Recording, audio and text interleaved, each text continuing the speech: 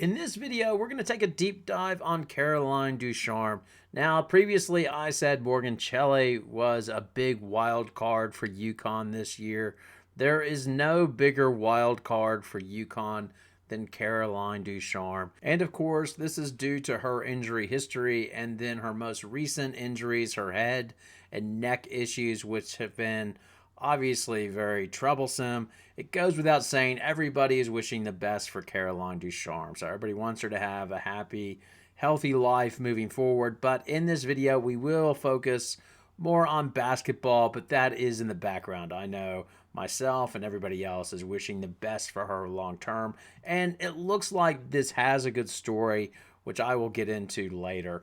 Okay, before we start, if you enjoy the content, then please consider subscribing to the channel. And if you enjoyed the video, please give it a like. All right, let's get into this. All right, we'll give a brief history of Caroline Ducharme. So she came to UConn in 2021 along with AZ Fudd, and she was ranked number 5 in that class. And during her freshman year, she had moments where she was able to make an impact. So in the Paige Becker's sophomore year, Paige hyperextended her knee and was out for a period of time. And during that period, Caroline Ducharme had about 10 or 11 games where she was getting in double digits, and then she took a shot to the head during practice, but she returned to play in the Final Four, the one they lost to South Carolina.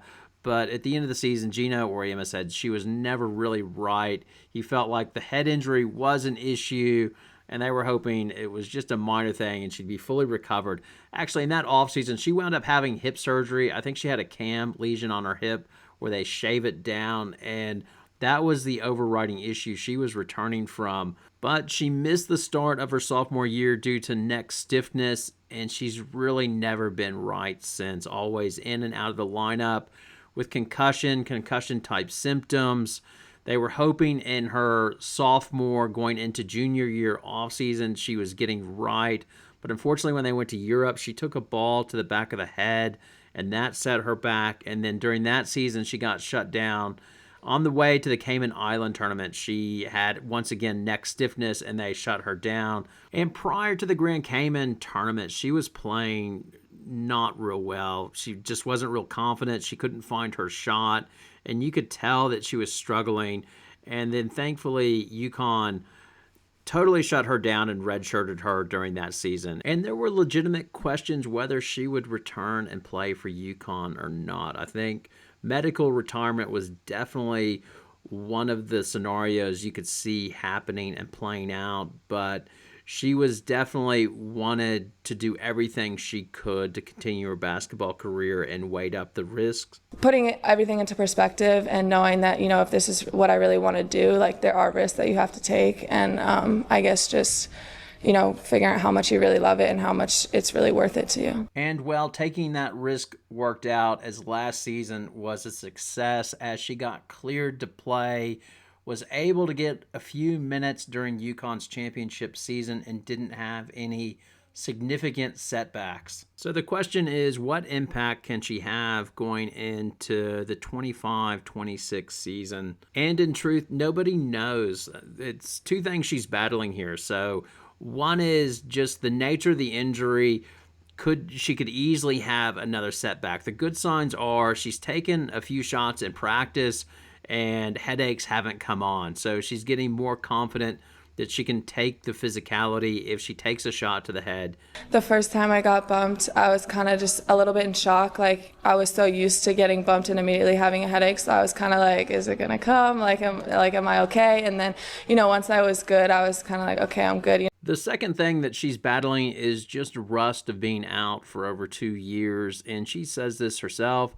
She's feeling good. She's just going to see how well things develop, and hopefully it goes well. I think this past year was a huge step in getting cleared, and I think I didn't think that I would even get to that point. So I would say this summer is kind of just seeing how far I can push it. And, because I didn't think I would even get cleared, who's to say I can't, continue to get better and continue to, get back to who I used to be. So I think those are my biggest goals, is just to continue to improve, continue to get healthy, and, see where that takes me. If it goes well, then what you have is she's a 6'2" player that's a big guard that can shoot. That was what Gino Auriemma envisioned when he brought her in. And going into the 23-24 season, it was expected that she would be a big piece of the puzzle. He stuck with her, Gina Auriemma did, when she wasn't playing well early on, and they were hoping to get her right, but it just didn't happen. Now for this season, the big obstacle for her is it's UConn, and they're obviously stacked. So to get through the players in front of her, it's interesting. I mentioned Morgan Shelley's the other wild card, and you see how their skill sets are similar. They're both around 6'2", can shoot. Morgan Shelley plays the 4, obviously, last year. I don't think they'll be doing that with Ducharme just to keep her out of the physicality, I would think. But you could see if Morgan Shelley's slow to recuperate then from her ankle issue, then that might open a bit of a window for Ducharme to get more playing time and just see what happens. The one concerning aspect is she's not fully participating in trainings. Like, she'll pull out early depending on how she's going, so she's not doing everything. And again, just the nature of concussions and the neck issues, you just never know. The good thing about Caroline Ducharme is she's not a sulker. Like, she admits that she'll have her bad days, but I remember doing a video on her and how she took advantage of when she had previous injuries. So when she had her ACL injury in high school, she took advantage of that, taking the time to rework her shot. She said her mechanics were not very good, so she spent all her time in the key just working on her release and how it came out of her hand. And that's how she developed such a good shot. And then later on in her high school career, she missed significant time with a shoulder injury. And during that period when she was off, she was scouting opponents and writing up their tendencies. So when she was good to go her senior year, she was ready to go and knew how to attack teams.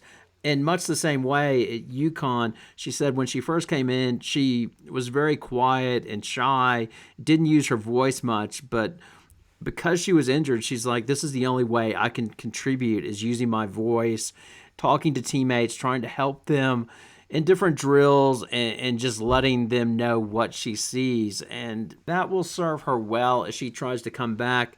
The final thing is, who knows, like I say, if she will get significant time this year or not. I think everybody's hoping that it goes well for her and she stays injury-free.